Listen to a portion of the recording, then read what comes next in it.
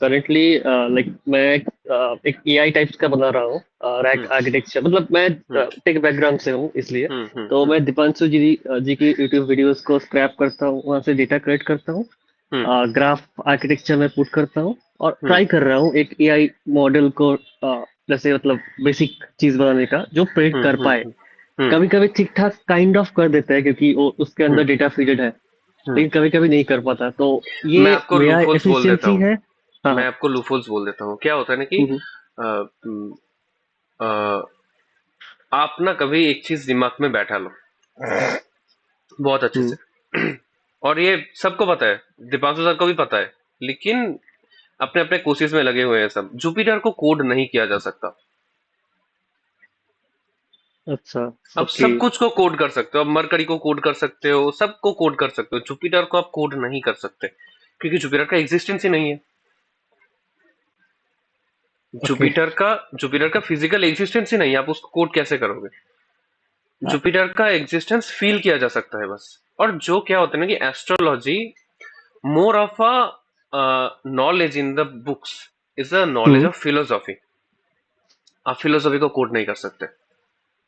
जैसे आप अगर दीपांशु सर को फॉलो कर रहे हो कुछ सालों से, आप देखोगे कि सर एक चीज बोलते हैं और बोलते हैं कि इस चीज को समझ के तुम बाकी चीज को अपने हिसाब से डिकोड कर लो। वो जो है ना कि आप एक फिलोसॉफी बस सुन रहे हो और वो फिलोसॉफी को कैसे आप समझ रहे हो, एक ही चीज को आप कैसे समझ रहे हो, उससे आप 10 प्रेडिक्शंस निकल रहे हो। ये डिकोड करना, ये बस एक मतलब उस दिमाग का काम है जो अच्छी तरह से फिलोसॉफी को समझता हो। और इस फिलोसॉफी को डिकोड करना बहुत हद तक एआई के लिए मुश्किल है। मैं जैसे आपको एक एग्जांपल बोल देता हूँ। हाँ अगर हाँ। आप फिर भी मरकरी को कोड करना चाहते हो, उसमें भी एक लूपहोल आएगा। आप अपने एआई इंजन को ऐसे ट्रेन करो कि वो ब्रूटल प्रेडिक्शंस दे पाए। ओके। जैसे आप अगर चैट जीपीटी को पूछोगे ना कि ये होता है, ये हुआ है, तो मेरे को बोलो कि डिवोर्स कब होगा, मेरे को बस डिवोर्स का डेट दे दो और कुछ नहीं देना मेरे को। डिवोर्स क्या होगा और डिवोर्स का डेट दे दो। आपको ना घुमाएगा वो पहले कि डिवोर्स नहीं प्रेडिक्ट हो सकता, ये नहीं हो सकता, मेरे को मैरिज में कॉम्प्लिकेशन देखते, western astrology kind of things आएगा उस पर। और डेट नहीं दे पाएगा आपको। नहीं, वो वाला चीज मैंने काउंटर कर दिया है क्योंकि मैं लोकल मॉडल एक यूज कर रहा हूँ, उसको मैंने हम्म। प्रॉम्प्ट इंजीनियरिंग के थ्रू मतलब हार्डन कर दिया है, तो इसलिए वो हाँ, ब्रूटल तो आंसर वो देता बहुत है कि अच्छी बात है। हाँ वो बहुत हाँ अच्छी बात है अगर आपको ये प्रिडिक्शंस आ जाए ना कि इसका डिवोर्स 100% होगा। जैसे मैं जब कर रहा था, मेरे को ये बहुत बार आ रहा था कि उससे वो मेरे से बहस करने लग रहा था कि नहीं आप ऐसे प्रिडिक्शंस नहीं दे सकते, ये अनएथिकल होता है। ठीक है, तो अगर आप इसको डिकोड कर लो तो बहुत हद तक ये चला गया है, लेकिन ये तब तक रहेगा जब तक आप इंफॉर्मेशन को डिकोड कर रहे हो। जब भी एक लेवल आप ऊपर जाओगे ना, जुपिटर को डिकोड करने जाओगे, एक्सेप्शंस डिकोड करने जाओगे, तब वो फेल हो जाएगा। हाँ। वही हो रहा है क्योंकि कभी कभी सही होता है, कभी कभी हाँ, इसको नहीं आप होता थोड़ा है। थोड़ा करके शायद कर सकते हो इम्प्रूव, बट ये कभी भी 100% एक्यूरेसी के साथ काम नहीं कर सकता। मेरे पास कभी नहीं कर एक्चुअली सकता। डेटा नहीं है इतना ज्यादा, क्योंकि रिफाइंड डेटा अगर मिलेगा तो बात कुछ अलग कोशिश हो कर सकता है। सकते हो आप, कोशिश कर सकते हो आप, हाँ इससे वही। इम्प्रूवमेंट होगा। इम्प्रूवमेंट होगा, लेकिन एक जगह पे जाके इसको अटक नहीं है, क्योंकि वही बात कि जुपिटर को डिकोड नहीं किया मेरा। मेरे टीम में हाँ एक हाँ। मेरे टीम में एक लड़का है, मेरा ही दोस्त है वो भी। हम सब हमारे टीम में तीन तीन मेंबर्स हैं, हम सब दीपांशु सर के स्टूडेंट्स हैं। तो उसने भी, वो भी ये सीएससी इंजीनियर है, तो उसने एक किया था, उसने भी ऐसा किया था एक काम।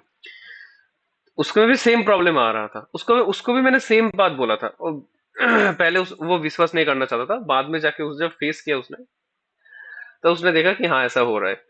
जुपिटर को आप डिकोड नहीं कर सकते, आप कोशिश कर सकते हो बस। कुछ हद तक होगा, कुछ हद तक नहीं होगा, और थोड़ा थोड़ा करके इम्प्रूव होने लगेगा। क्योंकि क्या होता है ना कि नेचर जो है, जो यूनिवर्स है, वो टाइम के हिसाब से चलता है और टाइम ना बदलता है। उसमें खुद से बहुत सारे एक्सेप्शन को टाइम के हिसाब से ले आता है। क्योंकि अगर टाइम नहीं बदलेगा, एक्सेप्शन नहीं लाएगा, तो कोई भी इंसान, जैसे कॉन्स्टिट्यूशन में लूफहोल निकाल के इंसान उसको यूज कर रहा है, जैसे लॉ में लूफहोल्स निकाल के इंसान उसको यूज कर रहा है, वैसे नेचर का भी लूफहोल निकाल के इंसान उसको यूज करने लगेगा। और नेचर ये कभी नहीं चाहता। इसलिए वो क्या करता है, वो टाइम के हिसाब से हर वक्त खुद को बदलता रहता है, ताकि एक डिफरेंस हमेशा बना रहे कि आप उसको जब भी कंप्लीट डिकोड कर लोगे, आपको लगेगा कि अब हो गया है, तभी टाइम चेंज हो जाएगा, एक्सेप्शंस आ जाएंगे, और जो प्रिडिक्शंस, जो चीजें आज से कुछ साल पहले रिलेवेंट थे, जिस डेटा के हिसाब से आपने उसको बिल्ड किया है, वो आज के दिन में खत्म हो जाएंगे। और इसे यहाँ पे डिकोड। अगर इसको कोड करने की भी कोशिश करेंगे ना, तो it will bring a impact of Rahu. वही सेम चीज जो आपने बोली कि वो सडन चेंजेस, अभी हमारे पास जितना डेटा है उसको रीड आउट होके जब तक उसका एक्सट्रैक्ट निकलेगा या तब तक बदल वो, गया होगा। तब तक वो बदल चुका होगा। यही होता है, यही नेचर का बेसिक सा रूल है, और यही जुपिटर है, क्योंकि मैंने अरे बोला ना लेकिन जुपिटर का।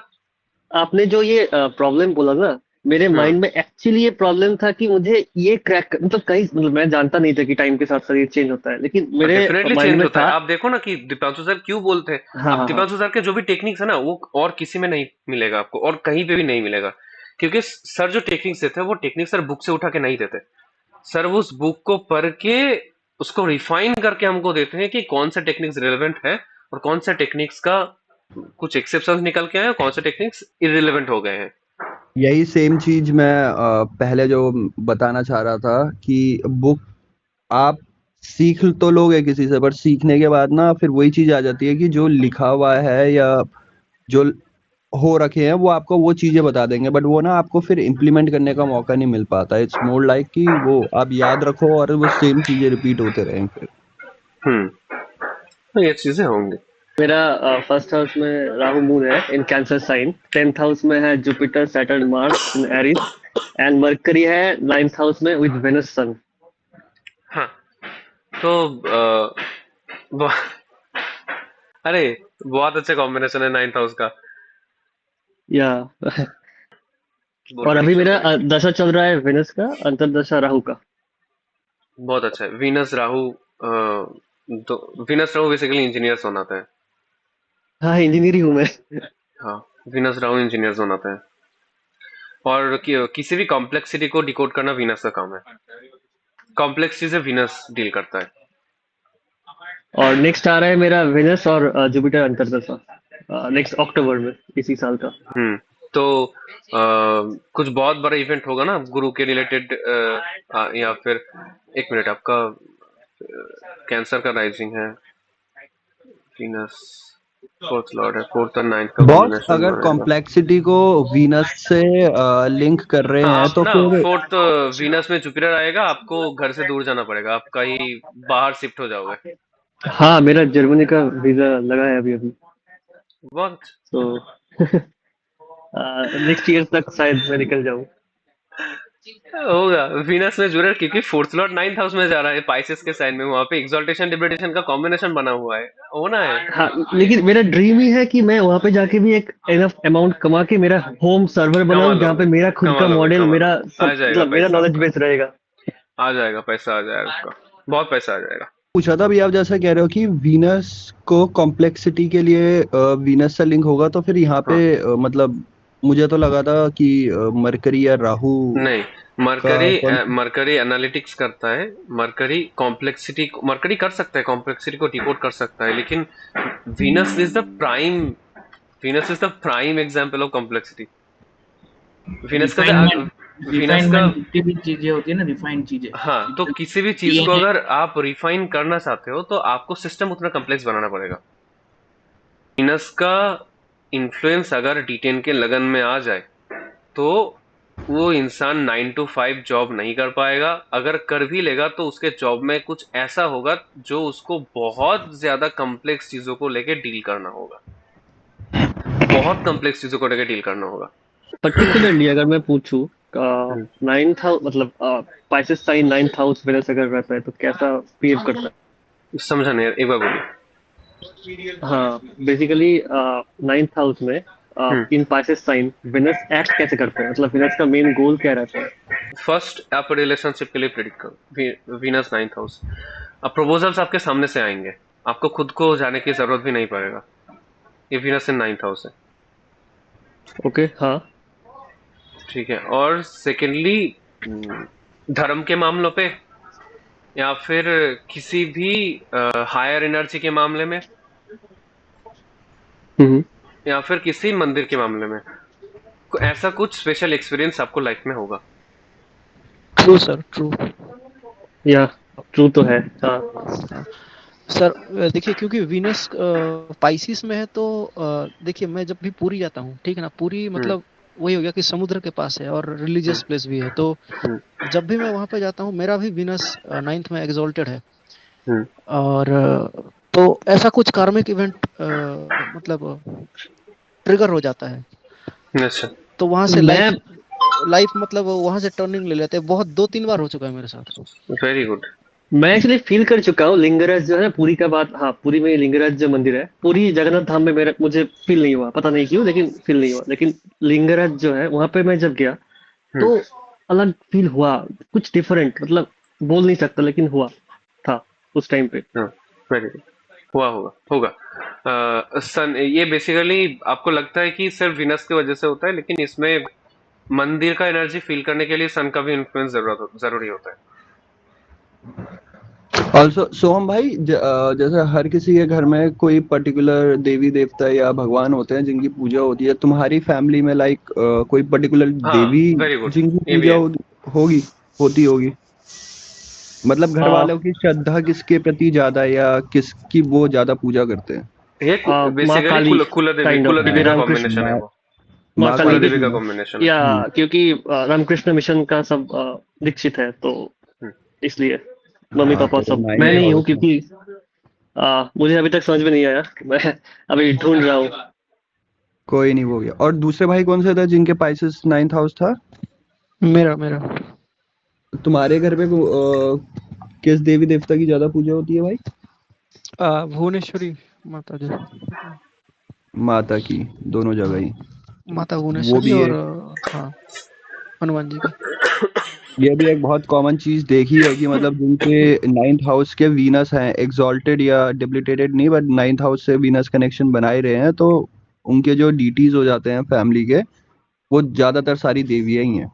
हाँ, अगर अगर इन द सेंस अगर यहाँ पे वीनस का कॉम्बिनेशन नहीं हुआ, लेकिन फिर भी अगर सेकंड लॉर्ड के साथ, सेकंड के साथ नाइन्थ हाउस का कॉम्बिनेशन, उसके साथ 12वें घर का कॉम्बिनेशन हो जाए, सेकंड 2 9 और 12 का कॉम्बिनेशन हो जाए, तब भी कुला देवता या कुला देवी का कॉम्बिनेशन देता है। अब देवी होगा या देवता होगा, वो डिपेंडिंग ऑन द प्लेनेट। कुछ भी चीज को क्रिएट करना चाहते हो ना, उस चीज को क्रिएट करने के लिए आपको कुछ ना कुछ वहां पे सेक्रीफाइस देने की जरूरत होता है। इसी प्रैक्टिस को, इसको ही समझने के लिए हम आहुति देते हैं। कोई भी पूजा करने के वक्त हम आहुति इसलिए देते हैं कि हम जब भगवान से कुछ मांग रहे होते हैं, हमको कुछ आहुति उसमें देना होता है। तो जिस भी प्लेनेट के सिग्निफिकेशंस को हम मांग रहे हैं, हमको कुछ ना कुछ वहां पे आहुति देना होगा कि मैं सेक्रीफाइस देने के लिए रेडी हूँ। इस चीज को मैं जो मांग रहा हूँ ना आपसे, इस चीज को मैं जो क्रिएट करना चाहता हूँ ना, इसके लिए मैं मेरा कुछ भी चीज यहाँ पे आहुति देने के लिए रेडी हूँ। तब जाके आपका वो फलित होता है, ऐसे नहीं हो जाता। तो इसीलिए एरीज का साइन आपसे हमेशा सेक्रीफाइस मांगता है। जहां पे भी एरीज जाएगा, हमेशा आपसे सेक्रीफाइस मांगेगा। वहां पे जब तक आप सेक्रीफाइस नहीं करोगे, आप जो पर्टिकुलरली मांग रहे हो वहां पे आपको नहीं मिलेगा। एरीज से कुछ भी मांगने के लिए आपको एरीज पे पहले सेक्रीफाइस देना होगा। 10th हाउस में क्या सेक्रीफाइस करना होता है? काम, आप काम को तो सेक्रीफाइस।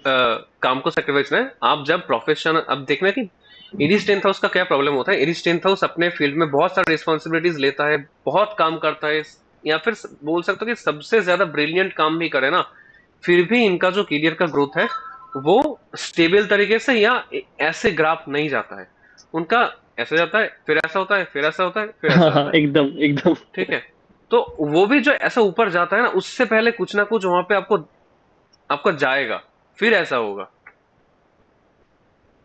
Okay okay. ठीक है। तो ये ऐसा होता है। एरीज का क्वालिटी है ये। सारे सारे के सारे जो फायरी साइंस है, सबका क्वालिटी ऐसा होता है। फायरी साइंस का क्वालिटी है क्रिएट करना, फायरी साइंस का क्वालिटी है सेक्रीफाइसेस लेना। जब तक आप फायर में सेक्रीफाइस न दोगे, फायर आपको क्रिएट करने नहीं देगा।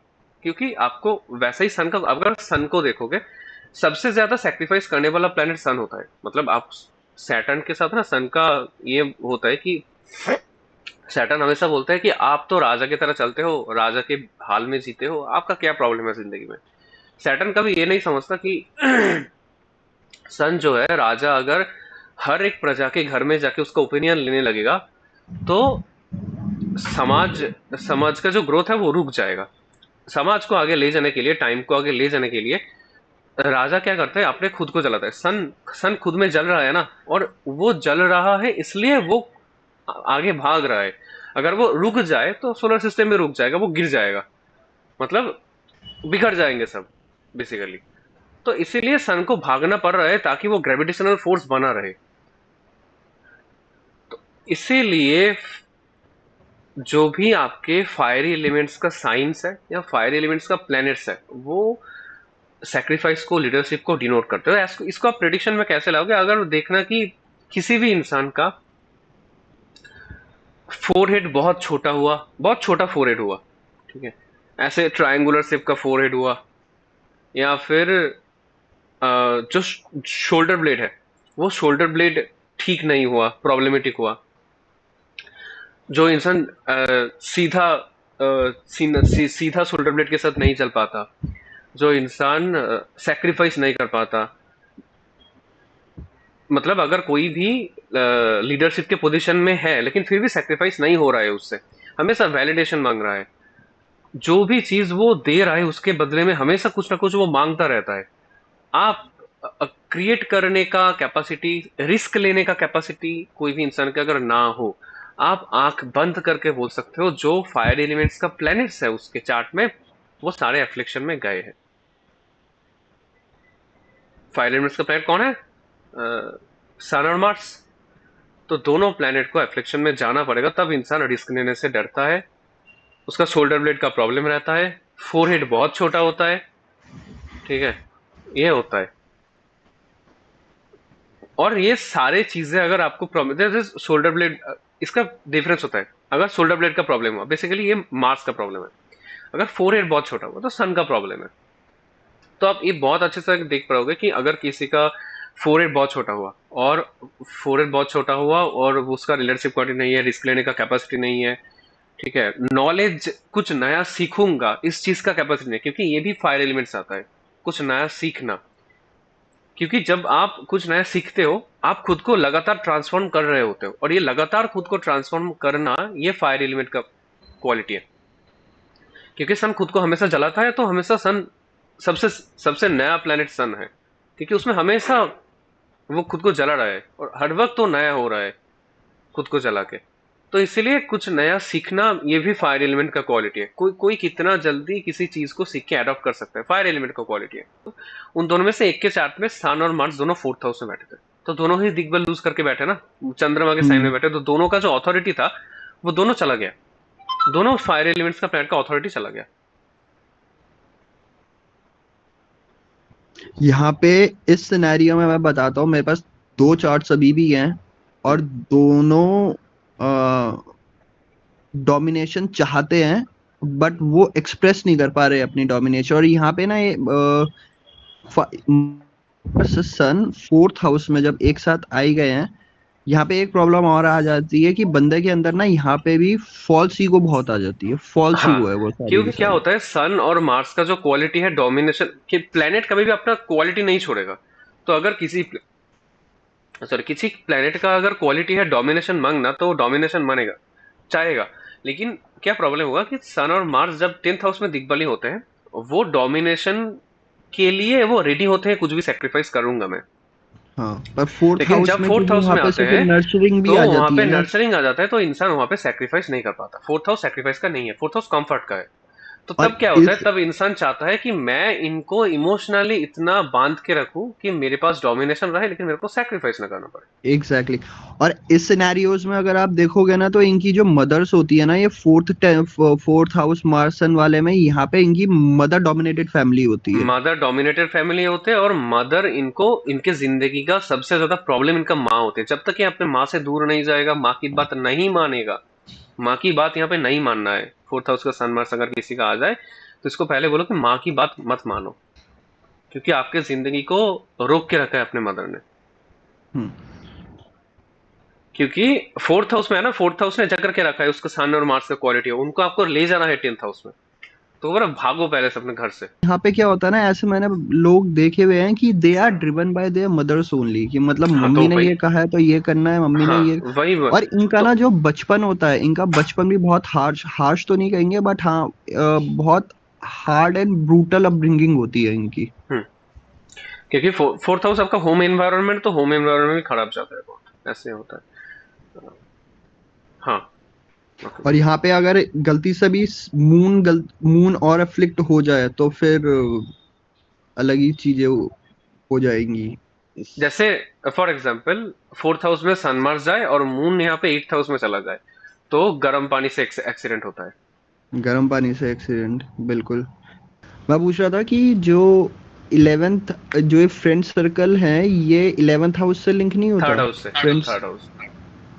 बेसिकली डिफरेंस क्या होता है मैं आपको बोल देता हूँ, एक मिनट म्यूट कर लो। हाँ, तो थर्ड हाउस आपका सपोर्ट सिस्टम है और 11th हाउस आपका सोशल सर्कल है। तो आप देखोगे कि आपका फ्रेंड्स बहुत सारे हो सकते हैं, लेकिन कितने लोगों से आपको बेसिकली सपोर्ट मिलता है लाइफ में, और वो आपका थर्ड हाउस से आता है। और आपका अब सोशल सर्कल बहुत ज्यादा हो सकता है, लेकिन आपको अगर उनसे सपोर्ट नहीं मिलता वो अलग चीज है। लेकिन थर्ड हाउस आपका सपोर्ट सिस्टम है। अब देखो ना, एक कहानी सुना था आपने कि एक फार्मर थे जो अपने 10 बेटों को एक एक करके वो स्टिक देते थे और बोलते कि एक एक स्टिक को आप तोड़ दो। तो अपने उसके सारे जो बच्चे होते हैं एक एक स्टिक को तोड़ देते हैं। लेकिन जब वो फार्मर उसको सारे स्टिक्स एक साथ देते हैं और एक एक को तोड़ने के लिए बोलते हैं, तो कोई बच्चा तोड़ नहीं पाता। ये सुना था स्टोरी? हाँ हाँ। हाँ, एक ये कॉम्बिनेशन क्या है पता है? हाँ जी, यूनिटी के लिए है शायद, ना, यूनिटी। इसको स्ट्रेंथ एस्ट्रोलॉजिकली लाइज इन बोलो, कौन सा यूनिटी। कॉम्बिनेशन है ये? ये ये थर्ड लॉर्ड मरकरी एग्जॉल्टेड हो रहा है सिक्स्थ हाउस में। ये सिक्स, इको हो रहा है बहुत। थर्ड लॉर्ड आपका थर्ड हाउस सपोर्ट सिस्टम है, सिक्स्थ हाउस आपका डीलिंग ऑफ द प्रॉब्लम्स है। तो थर्ड हाउस का लॉर्ड आपका सपोर्ट सिस्टम, आपका सिबलिंग्स जब सिक्स्थ हाउस में जाके एग्जॉल्टेड हो रहा है, इसका मतलब जब आपके साथ यूनिटी रहेगा, आपका जो सपोर्ट सिस्टम है, आपका जो भाई है, वो अगर यूनिटी में रहेंगे तो सिक्स्थ हाउस को डील करने के लिए आपको प्रॉब्लम फेस करना नहीं होगा, आप जीत जाओगे। इसी का स्टोरी था। इसलिए तो थर्ड हाउस का लॉर्ड एग्जॉल्टेड हो रहा है ना सिक्स्थ हाउस में। कालपुरुष में जो आप समझते हो कि कालपुरुष में जो कॉम्बिनेशंस दिखाए जाते हैं, वो कॉम्बिनेशन प्लैनेट्स के लिए होते हैं, नहीं होता है वो सिर्फ प्लैनेट्स के लिए नहीं होता, उसका आपको हाउस लॉर्डशिप भी दिखना चाहिए। अबाउट ग्रहों का maturity time, sun in the 10th and started business in exact 22nd year. Sun का क्या होता है ना कि जब भी आपको लगता है कि वो ग्रहों का मैच्योरिटी टाइम होता है ग्रहों का मैच्योरिटी टाइम, लेकिन हाउस का बट उससे भी ज्यादा वो हाउस एक्टिवेशन होता हाउस है, जैसे हाउस एक्टिवेशन होता है। हाउस का एक्टिवेशन एक बहुत ज्यादा इंपॉर्टेंट है। जैसे जैसे उसे सोहम था ना, उसको भी अगर तुम पूछोगे, उसका भी करियर 22 के एज में शुरू हुआ होगा, क्योंकि 22nd के एज में 10th हाउस एक्टिवेट होता है। तो जब भी 10th हाउस किसी का बहुत अच्छा होता है, 10th हाउस में बहुत अच्छे प्लैनेट्स बैठे हो, जैसे सन हो, मार्स हो, यहाँ पे 10th हाउस में अगर सैटर्न हो, उसके साथ सैटर्न बैठा हो, या फिर कोई और प्लेनेट बैठे हो उसके साथ अरुधाबादा आ जाए 10th हाउस का, ये 10 का अरुधाबादा आ जाए, तो भी 22 के एज में करियर का स्टार्टिंग देता है। लेकिन उसके लिए उसका कॉम्बिनेशन बना हुआ होगा।